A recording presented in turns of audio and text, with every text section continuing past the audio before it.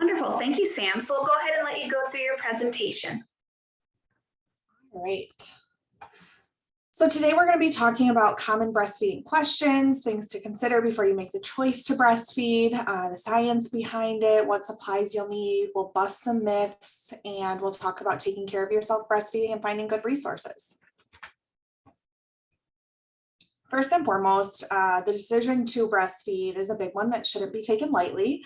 Breastfeeding is an investment in your health. It's not just a lifestyle decision. Breastfeeding changes the way that your baby grows and develops. Breastfeeding is the first and best nutrition for newborns. It decreases the risk of asthma, obesity, type 1 diabetes, lower respiratory diseases, ear infections, sudden infant death syndrome, also known as SIDS, gastrointestinal infections, and necrotizing enterocolitis, which is a disorder of the gut in newborns. These are all reduced risks for infants. For mothers, there are many benefits, including decreased risk of high blood pressure, type 2 diabetes, ovarian cancer, and breast cancer. Breastfeeding also helps mothers and babies create that very special bond. It's something that just keeps moms and babies close together, and that's something really special that keeps them learning each other and exploring each other. As we talked about before, it's shown to decrease the risk of cancers for mother and child. It helps develop and maintain the child's immune system. So breast milk has different antibodies in it, especially that early breast milk, that colostrum, as we call it, has many antibodies in it from the start that develop and maintain the child's immune system to keep them from getting ill. There is a potential cost saving to breastfeeding. It is typically significantly less expensive than formula. Formula you have to buy on a weekly, sometimes even every few day basis. Breast milk comes from the breast. There's no cost to that. There is some associated cost with breastfeeding that's related to buying different supplies that you might need for breastfeeding, but overall breastfeeding tends to be quite a bit cheaper. Breastfeeding recommendations are put out by a couple different organizations. So the first one is the World Health Organization, otherwise known as WHO. And the second one is the American Academy of Pediatrics, or the AAP. Both of them conclude that mothers should breastfeed their babies for the first 6 months of life exclusively. Exclusively means that they are only getting fed breast milk. They're not getting any other table foods or complementary foods. They both go on to continue and say that breastfeeding can continue until at least 12 months as mutually desired by the infant and the mother, but they're starting to talk about 24 months as being the prime goal. 24 months equals out to be 2 years of life. The benefits that go along with continuing to breastfeed your child is that immunity we already talked about. So the milk will actually change when the baby's around 1 year of life and put more antibodies back into the breast milk. Breast milk is wonderful in the way that it changes daily, even hourly, its composition to meet your baby's growing needs. Starting to consider breastfeeding is a very interesting topic because a lot of people think that you shouldn't even make that decision until your baby's born. I think it's important to start thinking about what you're going to feed your baby in pregnancy. There's certain things that you can get ahead of time. There's certain information and education that you should be looking into, discussing with your doctor whether breastfeeding is a good option for you. You can use trusted sources like the cdc.gov, aap.org, different research hospitals. So going to the direct sites of the Mayo Clinic or the Cleveland Clinic or the like. You can utilize your public health departments and your healthcare provider's website. You also can opt to talking to a breastfeeding specialist or doing all of the above. We here at this hospital, we have international board certified lactation consultants. We also have certified lactation counselors, and all of our nurses on the labor and delivery unit have extensive breastfeeding education. We also do this on a daily basis, so we're more than apt to help you with any breastfeeding concerns that you have, even when you're in the pregnancy phase of your journey. Different breastfeeding supplies that you might need changes based on what breastfeeding is going to look like for you. Some moms have the option to stay home with their babies and may never need a pump. It's still not a bad idea to have a pump available to you, but it doesn't necessarily have to be a double electric pump. However, a double electric pump is ideal. Double electric pump means that it has two bottles with phalanges on them, or things that attach to the breast, to allow a mother to pump both breasts at the same time. Back a few years ago, we didn't have that option and we could only pump one breast at a time. So double electric pump is kind of the gold standard right now. There are different well-known brands like Medela, Spectra, Elvie, Willow, Lancino, Baby Buddha, and there's many, many others. A lot of people will buy some of the considered off brands on Amazon. Medela, Spectra, Elvie, Willow, Lancino, the ones that I mentioned, those are all kind of the name brand pumps, the ones that are very well known. Considerations include portability, battery and wall plug, if it's got adjustable sizing and how many adjustable sizes there are, how easy it is to get replacement parts, how much it costs, and really reviews, how other moms love them. Insurance will oftentimes cover the cost, but you need to discuss that with your healthcare provider or your insurance company. Here at St. Mary's in Janesville, we do partner with 2 different insurance types to give mothers breast pumps right here on our unit. We offer the Spectra breast pump, which we have many moms that love it. My experience with different breast pumps is pretty vast. We see a lot of different breast pumps come through our unit. So our nurses and lactation counselors and consultants are very apt to help you learn how to use your pump when you come into the hospital and deliver. The Elvie and the Willow pump that I talked about, I wanted to mention that those are the 2 portable pumps that just fit right into the pumping bra and you can pump hands-free. The Baby Buddha is also a version of a hands-free pump. Things like the Medela and the Spectra and the Lancino have to be plugged into a wall. So that's something to consider as far as portability and battery and wall plug. Adjustability with sizing goes into the size of the phalange. So if you look in the bottom right corner, there is a breast pump that has phalanges attached to it. That's the purple part, or the funnel shape. That funnel shape comes in different sizes to fit various size nipples. Some of the pumps, like Medela and Spectra specifically, have very many sizes that you can choose from. Other pumps don't have as many options to choose a correct fit. So it's important to consider that and even meet with a lactation specialist prior to delivery to find out if this pump is going to have the sizing options that you need. Different supplies that you might need are good to look forward to because you can ask for them at your baby shower. You can stock up on them before you deliver. First and foremost is nipple cream. Lanolin is considered the safest when breastfeeding. You don't have to wash it off. You can breastfeed right with it on. It is, however, contraindicated or something that we should consider unsafe for somebody if they're allergic to wool. Otherwise, lanolin is completely safe. People really like it, and we actually stock it here at the hospital.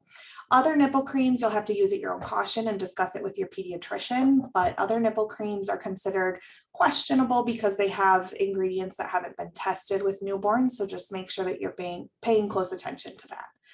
Pumping bras, so those are bras that fit on just like a normal bra, but they do have a hole where the nipple is to allow the flange, that part we saw in the last photo, to fit onto the breast through the pump or through the bra, and the bra holds it in place.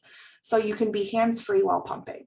They're not absolutely necessary, but they are a nice perk to have, especially if you're going to be pumping more often than somebody that isn't.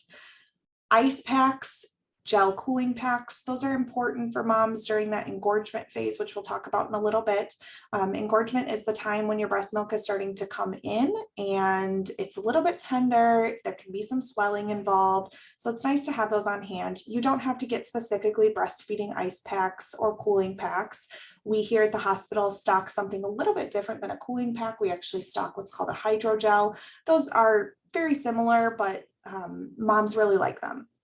Another thing you should consider is a nursing bra. Nursing bras are just like any other bra. They kind of mimic closely to a sports bra, but they have a little latch at the top of the bra. So right about in this area, like the armpit area, that unlatches and gives you easier access to the breast for breastfeeding, so you don't have to pull your whole shirt off. A nursing pillow is definitely a useful supply. It gives you, just like in this picture over on the right, an area to rest baby on, so you're not hurting your arms or slouching over to hold your baby in your lap. Nursing pillows are not necessary. Again, there's something that's just extra and fits around you, but you can use regular pillows just as easily. You can use the armrests of chairs, you can use folded up blankets, but it is something nice if people are offering to buy you something. Milk storage bags. So if you're pumping to go back to work, you will need somewhere to put the milk in. Some people choose to use bottles, but that can be a little bit more not cost effective. The pumping bags are quite a bit cheaper than storing in bottles, and they take up a lot less space. So in the middle picture there, you can see different milk storage bags. No brand is better than another. You just have to find the one that works best for you. The best option is to freeze them exactly like the picture shows. You can't see it perfectly, but you lay those milk bags down like they're a piece of paper. So you lay them down flat instead of standing straight up. When you lay them down flat, it spreads the milk out. It makes them easier to store. It also makes them easier to thaw. So there's more area for warm water to thaw them out on. So it works very well. If you freeze them standing up, they turn into a little brick, makes it hard to store, and makes it very difficult to thaw them. The breast milk bags have labels on them, so you can label what day and time you pumped the milk and make it, like I said, a lot easier to store in. A silicone hand pump. So this is a little hand pump that suction cups right onto the breast. There's different brands. Haka, Bumblebee, Lansnow has a silicone hand pump, and these are great for catching what's called a letdown. Again, we'll talk about the letdown here in a few minutes, but the silicone hand pump is great to relieve some engorgement. It helps with catching extra milk to store, and it's very inexpensive, something easy to keep on hand. You can get a couple of them, throw one in the diaper bag in case you're separated from baby and need just something to relieve the pressure. So we'll talk a little bit about kind of the science behind breastfeeding. So the first stage of breastfeeding starts in roughly the 20th week of pregnancy. That's called stage 1 or lactogenesis. So the early milk starts to develop in the breast. It's called colostrum. It then stays in the breast and baby feeds off of that for the first few days of life. It's common that your breast will start to become fuller or more tender during this process. It's very normal. If you don't experience that though, it does not mean that you can't breastfeed or will have any issues. Some women don't even notice breast changes after the baby's born.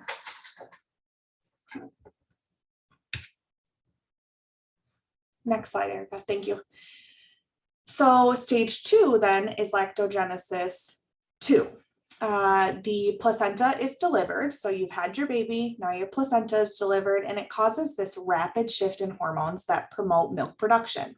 So you can see over in that right hand top photo, they call colostrum liquid gold as a coined term. And then we talk about transitional milk. So that's as this lactogenesis 2 starts to formulate.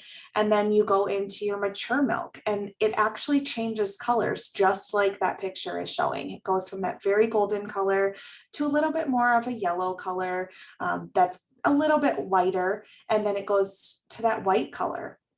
So the mature milk begins to form days 3 to 5. That's the standard time. Some women, it does come in a little bit faster. Some women, it is a little bit slower and delayed to maybe even 7 days.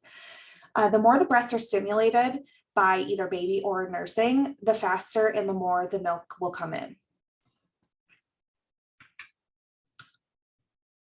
So to depict how your breast stores the milk and gets rid of the milk into the baby's mouth, we have to discuss what the different anatomy is on the breast.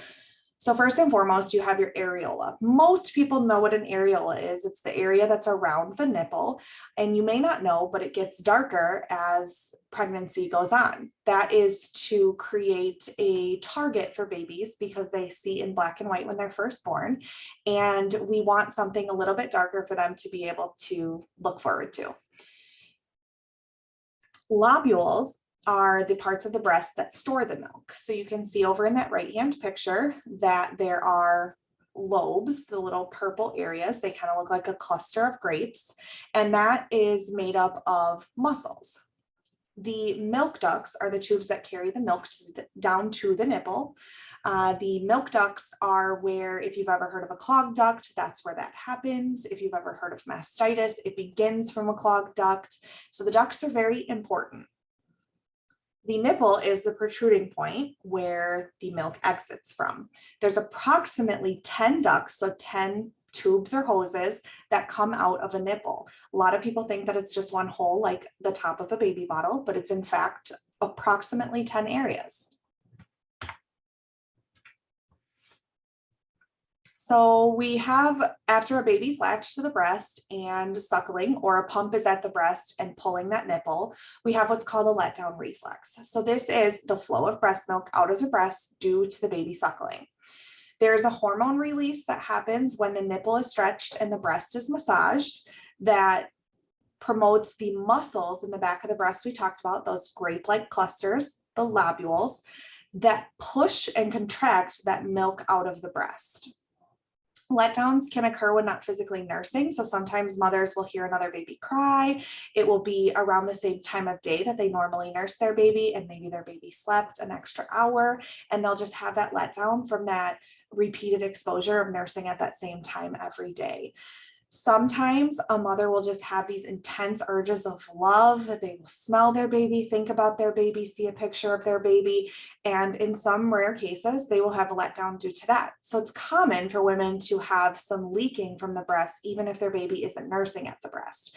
So that's where nursing pads come into play. They're just simple round circles that fit right into the nursing bra or whatever bra you're wearing, and they soak up some of that breast milk that leaks. But this is a very normal process. It doesn't always happen forever, the whole course of the breastfeeding journey. Oftentimes it's in the very beginnings of breastfeeding when your supply is trying to regulate, your body's getting used to all of these changes in times of day that your baby's nursing, how full your breasts are getting, etc. So we have a lot of breastfeeding myths that are out and about. The first one is breast milk doesn't have enough vitamins in comparison to formula. So that's not true. The truth is that breast milk has just the appropriate amount of vitamins for your specific baby, and it has that added advantage of antibodies. So unfortunately, formula does not have the antibodies in it. Formula is mass produced to be the ideal component of vitamins for every baby. So the difference is some women have preterm babies, some women have small babies, some women have large babies, and your breast milk will actually change its composition to feed your baby appropriately. It's a beautiful thing. Second is breastfeeding will make my breast droop. So this is simply untrue. Yes, breasts can droop after pregnancy, but it is the pregnancy that causes your ligaments in your breast tissue to stretch. So your belly is growing, your ligaments surrounding your belly and supporting your belly have to stretch and grow as well. So with that said, ligaments in the rest of your body stretch and grow, and that unfortunately can make your breast droop, but not breastfeeding is not going to change that. Next myth, my breasts aren't big enough to produce breast milk. As we said earlier, breasts changing in size during pregnancy does not necessarily mean that you cannot breastfeed, as well as I don't have big enough breasts, so I can't breastfeed. Breastfeeding is mostly supply and demand. A mother's breast will grow in size typically while they're breastfeeding or be able to expand. There's all of those hormones that stretch ligaments, they stretch all kinds of things and allow the breast to fill up with milk. Another myth is that breastfeeding is painful. So the truth behind this is mostly why we have lactation counselors in hospitals helping women postpartum or immediately after they give birth, because breastfeeding shouldn't be painful. And oftentimes it is because we're not latching babies appropriately. Newborn babies don't often latch themselves perfectly every single time. They've never done this before. Oftentimes moms haven't done this before, or it's a different experience with subsequent babies. So if you are having pain with breastfeeding, this is in fact a red flag, and you should see a breastfeeding specialist. It doesn't have to be a lactation consultant or counselor. Sometimes women are very well supported by peer support groups. Sometimes they're well supported by their OBGYNs. Oftentimes they will see their pediatrician and they can help them troubleshoot some of these things as well. I always encourage reaching out to a breastfeeding specialist because you would be surprised how much education and support they can give you aside from even a painful latch. Another myth is I won't be able to make enough because my mother or sister couldn't. Now, genetics do play a very tiny role in breastfeeding, but most of the time, the reason that mothers and sisters cite that they can't or couldn't make enough milk is because they didn't get the breastfeeding support that they needed. So most women produce enough milk to feed their babies. It is primarily supply and demand, like I've mentioned a couple of times, and you should work with a specialist to ensure that you're demanding enough from your breast to make sure that you have enough supply for your baby. Latch plays into that. So the painful latch we talked about, if your baby's not on the breast properly, they're not pulling milk out of the breast properly. That will in fact affect your supply because they're not causing that demand. How do I know if my baby is getting enough milk is a common question that we get here in the hospital. And it's a rightful question. When you have a baby, you have so much love for them, you feel so much responsibility. And when you make a decision to feed them from your body, there's an even higher weight of responsibility. So we tell moms currently to nurse your baby 8 to 12 times in 24 hours. Now that's a pretty wide range, but if your baby is nursing very well 8 times and they're gaining weight appropriately, that's fine. If your baby's not gaining weight though, we need to add in. So that's where we say 8 to 12 times is an average. Also, on occasion, a baby will have a feeding that's not a great feeding. Parents will still count it and that's okay, but we still want to get at minimum 8 good feedings in. If your baby is happy and content after feedings, you can typically assume that they ate very well. Their hands in the beginning of a feeding will typically be in these very tight fists. They're very close to their body and they're very upset looking. As the feeding goes on, it's a beautiful thing to see how those fists go from right here to relaxed and even their arms hang. Also, your baby will start to gain weight. So 5.5 to 8.5 ounces per week until they are 4 months old is typical unless noted by your pediatrician. Now, I want to caveat that with the first couple of weeks of life, babies will lose weight, and that's very normal. We don't expect them to put back on their weight to get to birth weight until they're about 2 weeks old. So please know that the first 2 weeks, babies lose weight. We monitor that very closely, and that's why you see a pediatrician very often, and we encourage frequent lactation visits to ensure that your baby's gaining and not losing too much. While nursing, there's a couple other ways to make sure that your baby's getting enough milk. Audible gulping or swallowing during a feeding. Now, this is something that your nurse will work with you closely on to make sure that you're understanding and hearing those audible swallows. It's not something that all babies do that's very obvious. Some babies, it's a little bit quieter than others. Some babies gulp very loud and mothers notice it right away. So if you're not feeling like you hear it, don't be ashamed to speak up and say, I really am not hearing it. It's important to know that you can hear it appropriately and work with your nurse before you go home, because that's the time that you're going to be concerned about it. Their stools will start transitioning from that meconium you may have heard of, or that dark tarry stool, to a yellow and seedy stool.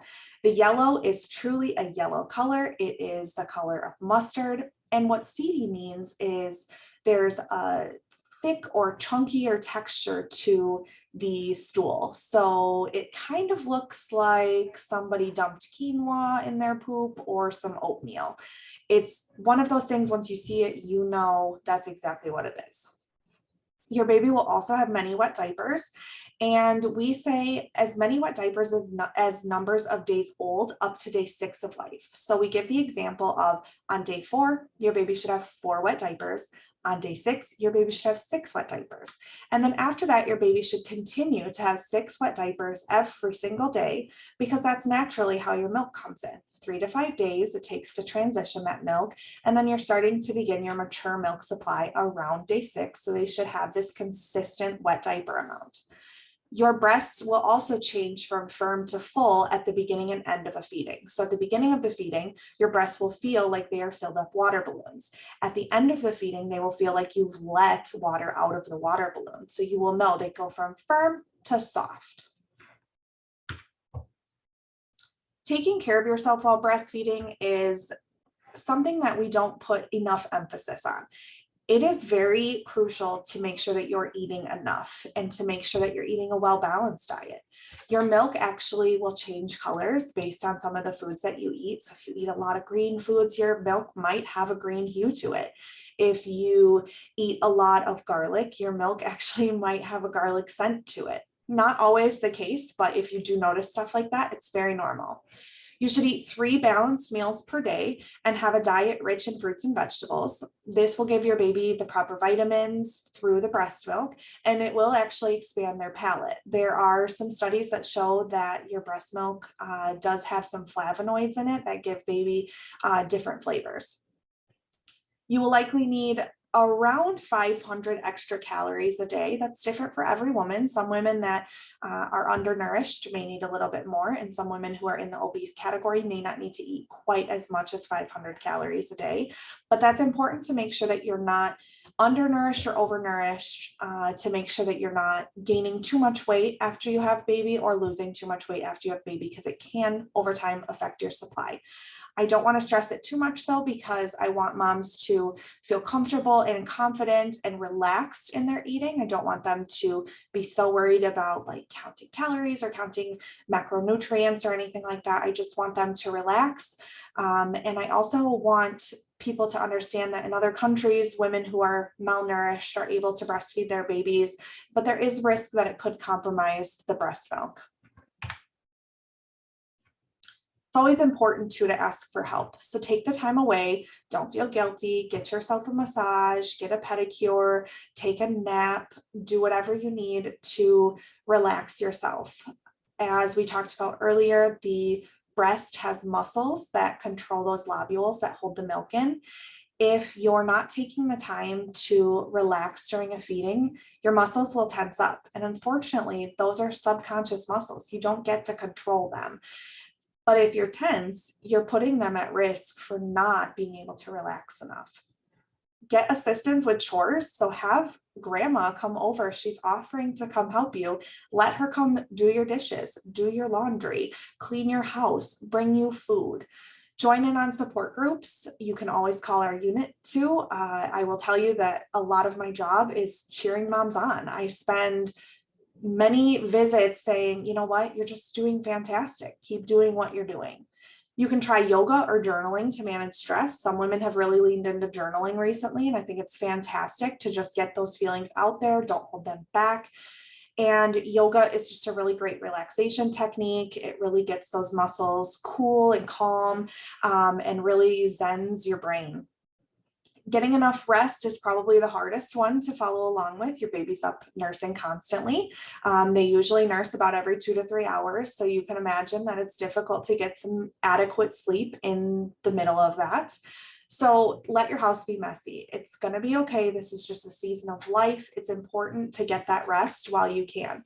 I can tell you from personal experience that I did not listen to that advice with my first child, and I was exhausted. I did not feel like myself. My husband was very concerned about me. And I think it's important to communicate that with each other, because I didn't know that I was acting like that. I didn't know that I wasn't being myself. I didn't know that I wasn't bonding the way I wanted to be bonding. I wasn't enjoying the season of life when I should have been, because I wasn't resting enough. I was so concerned about baby breathing, making sure that I wasn't missing a feeding, making sure that the diaper wasn't ever wet. And that wasn't healthy for me or my baby, because what I needed was to sleep so that when I was awake, I could really bond and enjoy that time together. So get enough rest, sleep when your baby sleeps. That's the most important thing. And different breastfeeding resources. So here at St. Mary's Hospital in Janesville, we are a baby-friendly hospital. This means that we have gone through testing and special training to make sure that we are supporting breastfeeding mothers and babies the best that we can via evidence-based practice. So we have lactation appointments that we schedule for all breastfeeding mothers to coincide with their first pediatrician appointment. So after you discharge from the hospital, most babies are seen within a day or 3 of discharge by the pediatrician to make sure, like we talked about earlier, that that weight isn't dropping too much, that breastfeeding is going well. And then after that appointment, you come up and have a specific breastfeeding appointment with a lactation counselor. That appointment is just beautiful one-on-one time to make sure that things are going well. It can be as simple as, hi, things are going great. It can be as intense as, I don't know, this isn't going well, I need assistance, I'm having pain, I'm not making enough milk, I'm having to skip feedings or pump to get my baby milk, etc. There are different support groups that you should look into. We here are going to be starting up a support group for moms, so stay tuned for more information about that. Next slide, Erica. We also offer classes here at St. Mary's in Janesville. So these classes are complimentary for our patients who will be delivering at our hospital. We do occasionally have patients that come from different hospitals, so please just call us ahead of time and get the information on that. We also have the outpatient lactation clinic that we talked about earlier to provide support after delivery. That just because you don't deliver here doesn't mean you can't come here. You can come here anytime throughout your breastfeeding journey to get assistance with lactation. I counsel moms that are 14 weeks postpartum. I counsel moms that are a year postpartum. I even get phone calls from time to time. I'm ready to wean. How do I help? How can you help me wean my baby? Our upcoming classes, sorry, Erica, can you go back one? Our upcoming classes are there in the bottom right. We have one on September 24th. From 9 a.m. until 2:30 p.m. and November 19th from 9 a.m. to 2:30 p.m. Those are Saturdays, and you can call that number right there to register. There are quite a few additional breastfeeding resources. First and foremost is WIC, Women, Infant, and Children. There's a local chapter here in Janesville, I believe, and they have different lactation counselors, they have peer support groups, and they're just a great resource to check in with and even just get another person's opinion. Sometimes breastfeeding, you may not click with the person that's helping you, and that's okay. Just find somebody that is able to help you and you're able to click with. Another is local La Leche League. So you can see the website right there, LLL-of-Wisconsin.org or of WI.org. And they have a chapter, I believe, in Madison. They have IBCLCs, they have other support groups, and just even peer support. So peer support is somebody who has breastfed before and has had a little bit of training, nothing accredited or anything, but they have talked to a certified lactation counselor, an IBCLC, or somebody very breastfeeding savvy to give them some information on how to talk to moms that are breastfeeding. We have our local health department or a public health nurse. Oftentimes public health nurses will even do home visits. If you're not able to get out to a hospital or a support group, they will sometimes come to your house. So I encourage you to reach out to your local health department. And womenshealth.gov is a great resource. kellymom.com is my favorite resource to find different topics about breastfeeding. So it can be as simple as, how do I latch my baby if I have a clogged duct, or can I breastfeed if I have mastitis? Can I take this medication with breastfeeding? Everything on kellymom.com is science-based. So she does her research based on scientific fact. She's not, no offense to mom blogs because they're lovely, but she's not a mom blog that's just giving her opinion. She's actually using the science behind breastfeeding research to give tips. And with that said, does anybody have any questions that they would like answered? Thank you so much for letting me present, and I look forward to hopefully seeing some of you in the future. Wonderful. Thank you, Sam. And for our participants, feel free to send in any questions you have via the chat or Q&A functions that you have. And if not, again, we thank you so much for joining us today, and we hope you learned a lot of great information about breastfeeding. Never hesitate to reach out to our team. Just give us a call and we're happy to help. So Sam, we'll just wait a minute and see if anybody has questions in the chat. Absolutely.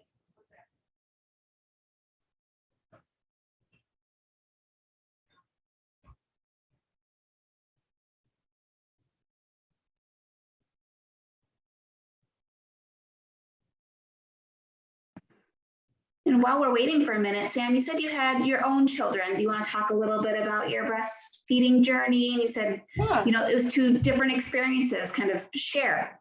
Absolutely. So my first child is 5 years old. He was born at 36 weeks and 1 day, so about 4 weeks early. And I was diagnosed with preeclampsia that developed into what's called HELP syndrome. With preeclampsia comes a lot of complications, including preterm delivery. So I had to have him a bit early. And because of that, he also was very small. So he's only 4 pounds, 11 ounces. And he had a lot of difficulties breastfeeding. So in the beginning, we struggled a lot. Right when he was born, he latched right away. He did what I thought was decent. But being that he was so small, he definitely needed some extra. So I began pumping immediately. But unfortunately, I wasn't getting anything because I was on what's called magnesium. So when you have preeclampsia, you are on a medication called magnesium. That's a muscle relaxer. So it can affect the amount of breast milk that you have. So I got, some drops. It was my first time breastfeeding. I really didn't know a whole lot of what I was doing. I had amazing support from the nurses here. I actually delivered here in this hospital.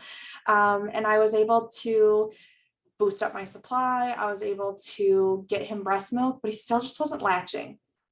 So we ended up discharging home on about day 5 of his life. And that was a long stay of 5 days in the hospital, but it was okay. And we got home. He is healthy as ever, which was lovely, but he just still wouldn't breastfeed. And I had it in my brain forever that I was going to breastfeed this little boy. And so I was not willing to give up. I was dedicated and committed. So I did everything I could. I was up every 2 hours pumping, trying to feed him, crying because it wasn't going the way I thought it was going to. I came into this exact lactation office. I sat in that exact chair and I bawled my eyes out, hoping he would latch, and just being told, babies, they do it on their own time. That's the one thing that you really just can't control, is whether they want to eat or not. So we were doing what's called finger feeding. We were feeding him with a syringe, and it lasted for about a week, and then he just kind of all of a sudden latched. So I spent a good portion of a week trying to latch him at every single feeding, and then eventually giving up and saying, all right, feed him from the syringe. And my husband would step in and help and feed him from the syringe while I pumped. Shed a lot of tears, and just my dedication to it and the help of the lactation nurse that I had is the reason that I was able to continue breastfeeding. After that, he continued to breastfeed until he was 2 years old, which was a beautiful experience. I mean, I can't explain the bond. It's one of those, you have to feel it to understand it. Just like parenthood, you have to experience that love to understand what it is. And I'm so thankful that I stuck it out. Then with my daughter, who is now 3, she was born 39 weeks. She was nice, easy delivery, did not have preeclampsia this time. I did this job at that point too. So I think I had just a lot more knowledge, plus that personal experience of last time, that she latched right away. She breastfed like a champ.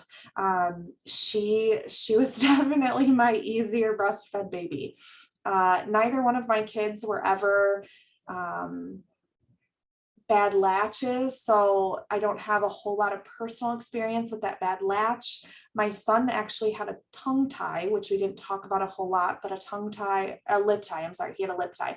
A tongue tie is the connection between the tongue and the bottom of the mouth is too tight or too far forward that they can't move their tongue effectively. A lip tie is when the top of the lip, that little piece of tissue that connects the gums to the lip, is too tight and they can't move their lip effectively. it can and can't affect breastfeeding. So sometimes it's something that doesn't affect breastfeeding, and other times it's something that causes a lot of pain or can cause inability to produce enough milk. So lactation specialists are your people to help you navigate through that and then refer you out if you need to see somebody. So I actually had that clipped for my son. It wasn't affecting breastfeeding, but he was having some other complications due to it. So we did have that clipped. But yeah, with my daughter, I didn't have any of that. And I was very blessed to have a great breastfeeding experience with her. And yeah, that's kind of my breastfeeding journey. I pumped at work. That was a issue of its own, being a nurse that works in a high acuity department. From time to time, we have no idea what is going to walk in the door and what's going to happen. And so there were times I pumped in 5 minutes and didn't fully empty the breast. And there were times I was able to sit down. There were times I was eating my lunch while pumping. We just kind of make it work. And that's part of being a mom. You just kind of bend with it. You roll with the punches and you just do your best. Speaking of pumping at work, that's something that a lot of moms are nervous about. What would you say just to quell some of their fears about that? Yeah, so it's really overwhelming and daunting at first. I remember calling the lactation nurse before I came back to work, not on this unit. I was in a different unit at the time with my first, and saying, I don't even know what I'm supposed to do. Like, how do I even plan this? And the biggest thing is you're just going to pump as often as your baby would feed. Typically, by the time you go back to work, whether it be 6 weeks, 8 weeks, 12 weeks, your baby has a bit of a schedule, not a perfect schedule, but a bit of a schedule. And so you can assume my baby typically feeds around 6 o'clock. So that might be you feed your baby before you get ready or before you leave for work from the breast. Then you would get to work and maybe your baby would feed around 9 o'clock at that point, maybe even 10 o'clock. Some babies take that long nap in the morning. And so that's when you would try to go pump. It doesn't have to be exactly the time that your baby's at daycare getting fed, but you want it to be as close as you possibly can, because the breast is going to overfill if you let it go too long. Then babies will typically eat again a few hours later. So maybe at your lunchtime, you go and pump. Then if you work an 8-hour job, you may have to pump one more time before you go home, or you can pump on your way home. You can also just go home and feed your baby right away. It's pretty simple for babies to feed pumped breast milk if you introduce a bottle before you go back to work. So we always mention don't introduce a bottle too soon, which is accurate. We don't want to interfere with breastfeeding by giving a bottle immediately after the baby's born, but we want to, after maybe 6 to 8 weeks, to give a baby a bottle to make sure that they can appropriately feed from the bottle. You don't want to give it all the time. You just want to give it every once in a great while, like maybe every other day, maybe every couple of days. Give them a bottle just to keep them used to it and know that they can take milk out of it. Some people have to go through multiple bottles before they find the one that their baby takes from. I often counsel parents on using a bottle that actually looks like their breast, which sounds crazy, but oftentimes the like Avent or Tommy Tippy bottles look very similar to a breast. They have like the same shape, but some babies don't do well with those bottles. They can't form a seal around it. They can't pull milk out of it. It's also important to consider something called pace feeding. So when you're feeding a baby from a bottle, if you tip a bottle upside down, milk inadvertently comes out of it. There is a hole in the bottom of that nipple. So gravity will force milk out of that hole. If you tip the bottle sideways, just enough that the hole is covered with milk, but there's not as much pressure from being directly upside down, then you have less flow going into the baby's mouth. So they have to work a little bit harder for the milk to come out of the bottle. When a baby's breastfeeding at the breast, the milk doesn't just flow out into their mouth always. They have to work for it, especially initially. When that letdown is happening, yeah, the milk will likely just flow into their mouth, but it doesn't last very long. It only lasts just a couple minutes, maybe even a few minutes. And then they have to go back to working at it again. And it's not uncommon for moms to have multiple letdowns in a feeding, but there's those in-between phases where a baby's working pretty hard to get the milk out of the breast. So you want to mimic that with a bottle with what's called pace feeding. So it's important to understand pace feeding before you feed the bottle, have whoever's going to be feeding bottles to your baby understand it as well.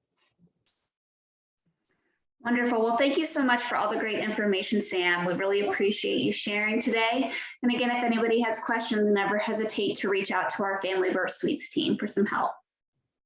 Absolutely. Thank you, Erica. Thank you. Have a And good night, thank you. everyone. Thank you, everybody, for attending.